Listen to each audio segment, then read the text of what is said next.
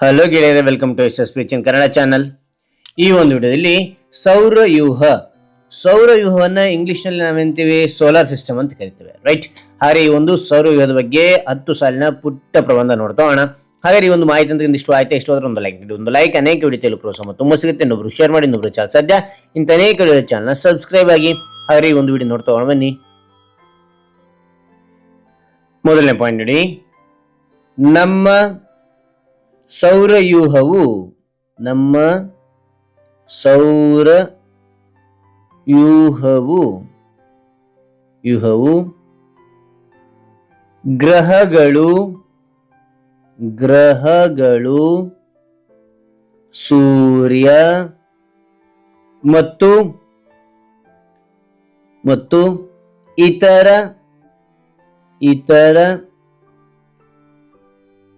ಸೂರ್ಯ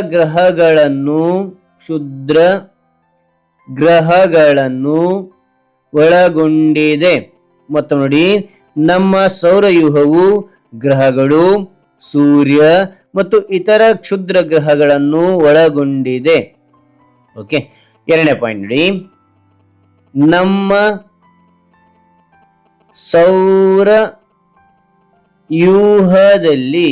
ಸೌರವ್ಯೂಹದಲ್ಲಿ 8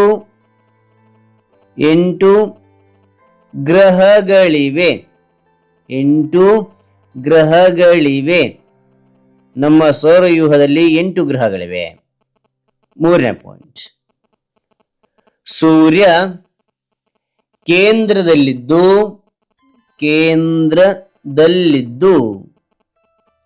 ಸುತ್ತಲೂ ಗ್ರಹಗಳು ತಿರುಗುತ್ತವೆ. ಮತ್ತು ನೋಡಿ, ಸೂರ್ಯ ಕೇಂದ್ರದಲ್ಲಿದ್ದು ಸುತ್ತಲೂ ಗ್ರಹಗಳು ತಿರುಗುತ್ತವೆ.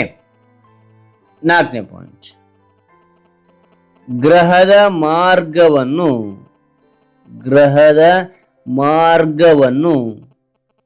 ಕಕ್ಷೆ ಎಂದು ಕರೆಯುತ್ತಾರೆ.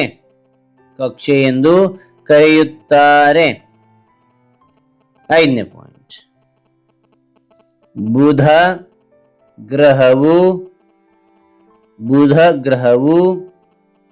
ಸೂರ್ಯನಿಗೆ ಹತ್ತಿರದಲ್ಲಿದೆ.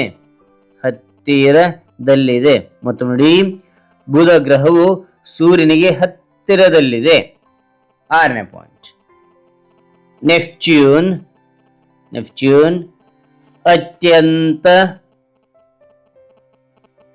ಅತ್ಯಂತ ದೂರದ ಗ್ರಹವಾಗಿದೆ.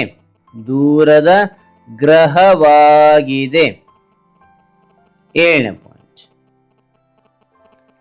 ಇವೆಲ್ಲವುಗಳ ಪೈಕಿ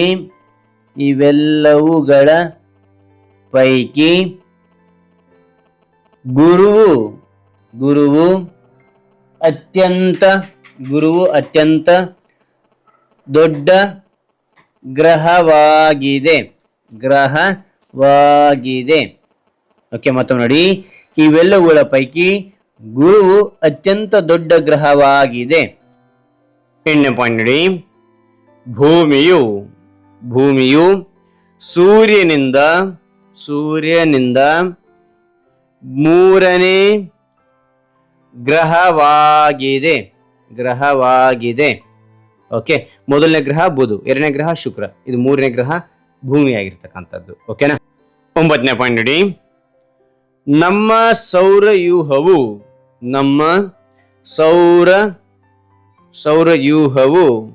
ಸುಮಾರು 4.6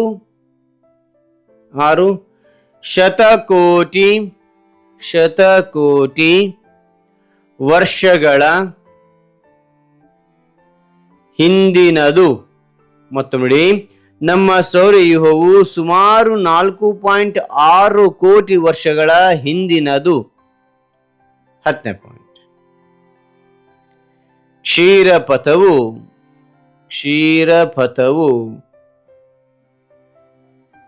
ನಮ್ಮ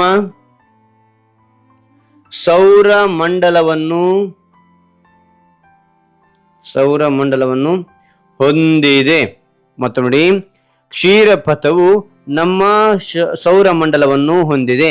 ಓಕೆ, ಹಾಗಾದ್ರೆ ಈ ಒಂದು ಮಾಹಿತಿ ಅಂತ ಇಷ್ಟು ಆಯ್ತು. ಇಷ್ಟು ಅದರ ಒಂದು ಲೈಕ್, ನೀವು ಒಂದು ಲೈಕ್ ಅನೇಕ ವಿಡಿಯೋ ತಲುಪುವ ಪ್ರೋತ್ಸಾಹ ತುಂಬ ಸಿಗುತ್ತೆ. ಒಬ್ರು ಶೇರ್ ಮಾಡಿ, ಒಬ್ರು ಚಾನಲ್ ಸಾಧ್ಯ ಅಂತ ಅನೇಕ ವಿಡಿಯೋ ಚಾನಲ್ ಸಬ್ಸ್ಕ್ರೈಬ್ ಆಗಿ ಮತ್ತೊಂದು ಹೊಸ ವಿಷಯ, ಮತ್ತೊಂದು ಹೊಸ ವಿಡಿಯೋ ಭೇಟಿ ಆಗೋಣ. Thank you for watching. Bye.